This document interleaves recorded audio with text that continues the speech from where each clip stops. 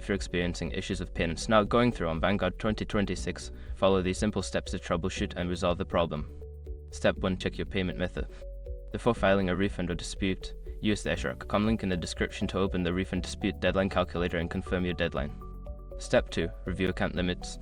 Look into any account limits or restrictions that may be in place. Sometimes, there are daily or monthly limits on transactions that could prevent your payment from processing. Step 3. Clear browser cache. If you are using a web browser to make the payment, clear your browser's cache and cookies.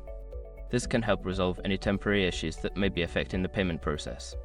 Step 4. Try a different payment method.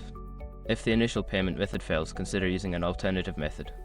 This could be a different credit card, bank account, or even a mobile payment option if available. Step 5. Contact Vanguard support. If none of the above steps work, reach out to Vanguard's customer support for assistance. They can provide specific guidance and help troubleshoot the issue further. By following these steps, you should be able to resolve any payment issues on Vanguard 2026. If problems persist, don't hesitate to seek help from their support team.